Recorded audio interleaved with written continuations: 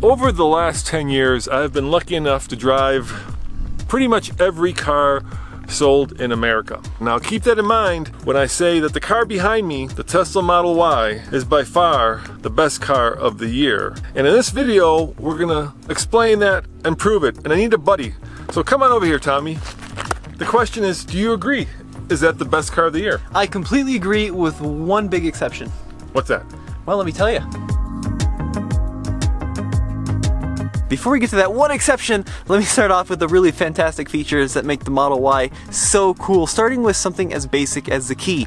You don't get a normal key when you buy a Model Y. Instead, you get an app, and this app allows you to control every function inside and out of the vehicle. I can remotely unlock it. I can control the climate control. I can turn on the heated seats. I can open the trunk. It's all done through the app.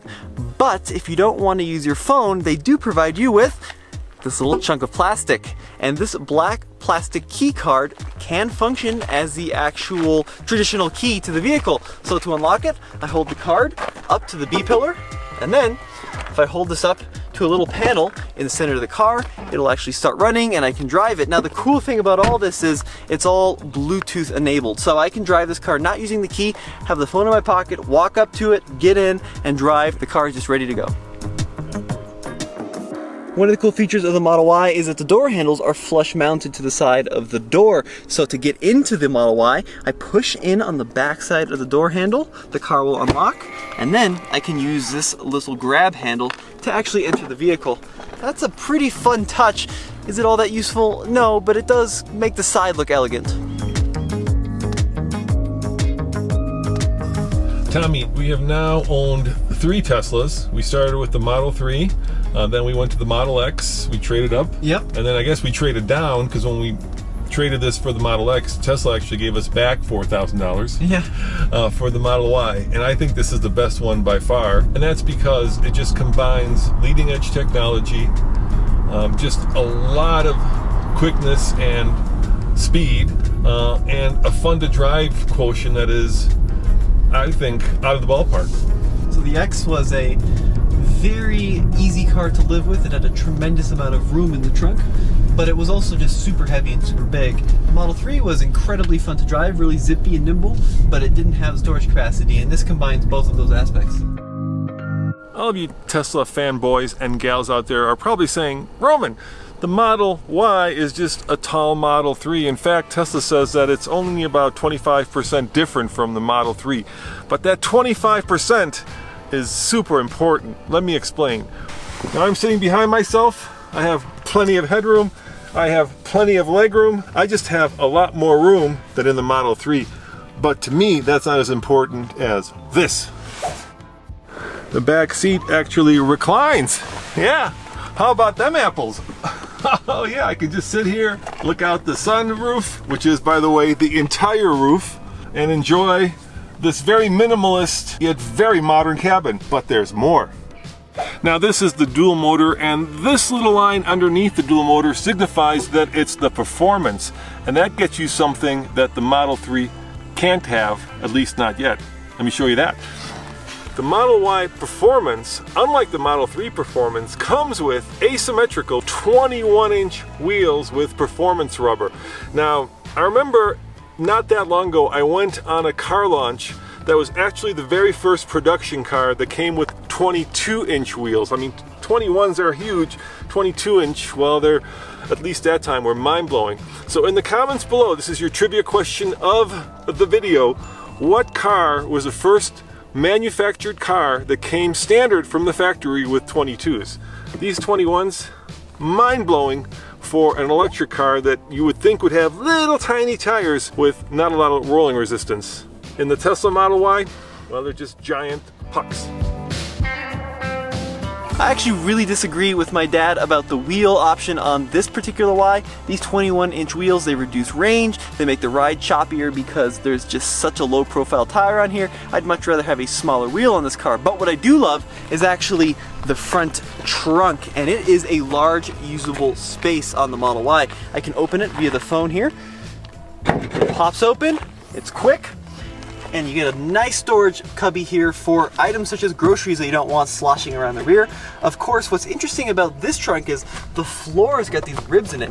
It feels like there should be a carpet that lines the actual bottom of the trunk. It looks a little unfinished with this tow hook here, but other Model Y owners who are taking delivery of their car the same day we did also didn't have any kind of floor on this. So I wonder if that's coming or if that will be an option in the future. I really love the look of that car. It grows on you. Initially I thought, man, that is a pregnant catfish. But if you look at it closely, you'll notice it's very bold, it's very purposeful. The fat tires kind of fill out the fender flares, the tall roof, the short body, all kind of gives you that kind of British bulldog, purposeful, mean, modern, stylish. All the words that Tommy probably disagrees with, but we'll wait till the end of the video for that. 0 to 60 in the Model Y Performance. Tesla says 3.4, but you know, it's about 100 degrees out today. Forward! Oh! There we go, 3.7 that time. So I've compiled this list of other performance cars that this family hauler crossover will beat in a straight line. And these are numbers taken from Motor Trend. So a Mustang GT will do 3.9, a Dodge SRT Hellcat wide body 3.9, a Porsche Macan Turbo 3.8, a Porsche 911, the last gen 3.8, an Alfa Romeo Giulia 3.8, and an Aston Martin Vantage 3.8. And in a straight line, this Model Y will beat all of those cars at the stoplight.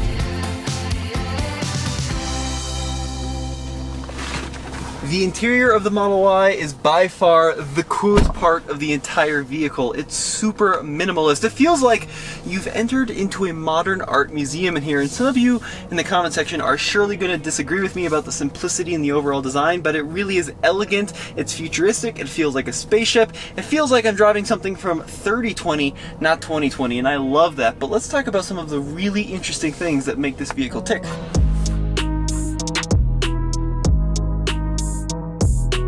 The steering wheel in the Model Y is one of only a couple of places where you'll find real buttons and knobs.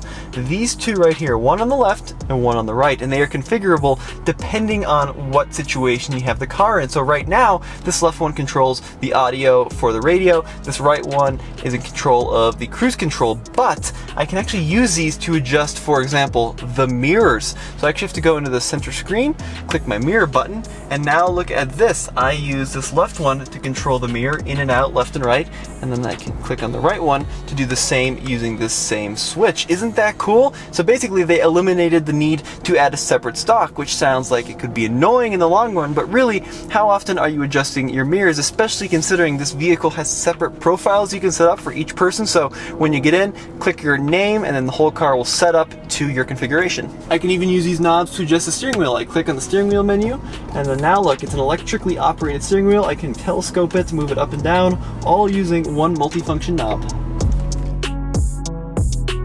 This central screen controls just about every aspect of the vehicle, but it's divided into a couple of different areas. This left panel is for the driver. This is in charge of all the vital functions. So for example, right now I can use this little button to open up the front trunk. That little button is in charge of your wipers. I can also see my trip information as well as tire pressures. It's all incorporated onto the left. Up here is your gear and your speed as you drive along. Now this right portion is used for just about everything else. So right now I have a map set up. You can of course configure the map to show you more of like a satellite view or your standard navigation view. I can also see my nearest DC fast chargers, these superchargers, and even know how many stalls are available. Right now 10 out of 10 stalls are available. Tells me the address and the cost of the superchargers. That's really cool. But one of the coolest features inside here is the climate control. These little buttons down here are in charge of your climate control, so I can adjust the dual zone automatic temperature. But if I click on this fan, it pops up a separate menu. And here in this menu, I can control the fan speed, the auto functions, and check this out. I can actually even control the airflow. So this huge central vent in the dashboard is where the air comes out of. I can split it like this on the passenger side. I can move it up and down. And same thing over here on the driver's side. It's all actuated by little servos within the dashboard itself. Is that needed? Would I rather have a vent with a little toggle? Maybe that would be easier to use, but this is definitely the cooler solution. If I click right here, I can turn on the heated seats, and look, I can even control all 5 heated seats via the front. And in fact, the rear passengers, they have heated seats as well, but they can't turn them on. I gotta do it for them right here in the front. The Y is also equipped with a system that will run the climate control after you've left the vehicle. So if you have a dog in the car, turn the dog mode on and it will run the air conditioner so that your little buddy doesn't overheat. I can also put in camp mode, and then the car will will stay on and run the climate control if I'm sleeping in the back, for example. That's really handy. Of course, there are a number of music menus as well. So I've got FM radio, no AM radio, and no satellite radio in the Model Y, and that's because the Model Y uses a program called Slacker to allow you to access different on-demand radio stations. It also has Spotify built in, so you can log into Spotify, and something called karaoke, which allows you to sing along to your favorite tunes from the passenger seats as you drive along. Pretty cool. Let's talk about the elephant in the room, which in this case, of course, is Tesla build quality. Now, the hatch is obviously misaligned here by quite a bit. I mean, I could almost stick my finger in that space. But when we first bought our Model 3, the build quality really bothered me. And then I figured out something, and that is that with a Tesla, there really is no maintenance, nothing to repair, no recalls. Let me give you an example of that. We had our Model X for 9,000 miles in about a year, and in that time, one piece of rubber trim fell off. And Tesla came and fixed it at our offices. Over the last several years, we've had about a half a dozen brand new vehicles that we've done long-term reviews on. And I can't think of one that hasn't been recalled at least once in the first year of ownership. With a Tesla, there is really no maintenance. There's no oil to change. There's no muffler and catalytic converter to replace. And all that, in my mind, outweighs the fact that yes, this piece is misaligned, but you know what? I've kind of gotten over it. The center of the Model Y is dominated by this big swath of piano black plastic. Not a big fan of that, but it is pretty cool in its function. First of all, this one is a massive cubby which allows me to reach my hand down well into the vehicle, and this top cubby reveals a charging tray. This car is wireless charging. That's pretty cool. And if you fold up the charging tray, you'll actually see the 2 USB ports, which I have a hard drive plugged into, and that's because this car has like 8 cameras around the vehicle that can record constantly. They're dash cams, so if you have an accident, if someone runs into you, you've got proof of what happened. Now, funny enough, these are magnetic cubbies, so if I try to close it too hard, it'll spring open, and then eventually the car will yell at me, and it'll tell me to close the lid gently. It's a little expensive. Yeah, this one has an MSRP of, I believe, $65,000 as you see it. Which is, you know, a lot of money, but they do start much cheaper, right? We've got the performance, we've got the big old 21 tires, we've got, you know, the upgraded paint color, the upgraded interior, so you don't have to be at $65,000, you can be down in the 50s. Yeah.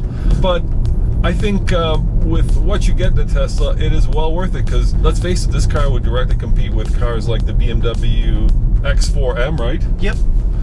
You know, high dollar German performance cars, and this will trounce them in a straight line.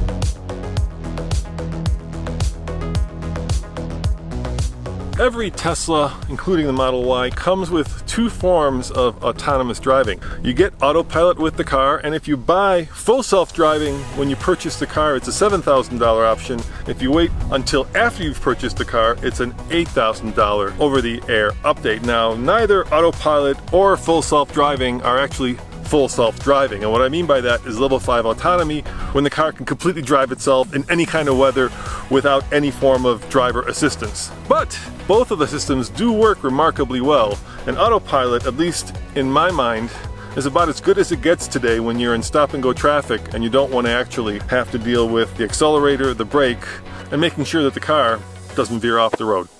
Tommy, there's so much more we could have talked about, like Tesla Cinema, like all of the really cool and funny and funky features like fart mode, right? Where you could make the seat fart when the driver actuates the turn signal. But at the beginning of this video, you said you had one exception. What is that? Overall, I think the Tesla Model Y is not a particularly good looking car. The front end looks like a big catfish, as my dad said. There's not enough of an angle between the windshield and the hood, which makes it kind of look like a giant doorstop. And then the rear looks like a Model 3 was slapped by the Pillsbury Doughboy and the whole thing like poofed out a little bit in the oven. It's a little not great looking. You know, I'm gonna go the other way actually. You know, I said that this was the best car of the year. Yeah. I'm gonna say that this is the best car of the year in the world. Except for the way it looks. All right, guys. If you agree or disagree, let us know in the comments below. Remember, what's the first car, production car, that had 22-inch wheels? It's trickier than you think, and it's not a Suburban. And as always, thank you for watching. Tommy, where should they go? Check out tvocar.com for the latest and greatest in new electric car reviews. And you need to smash the like or subscribe or any of that. No, we're not doing that. We don't do that. All right, ciao.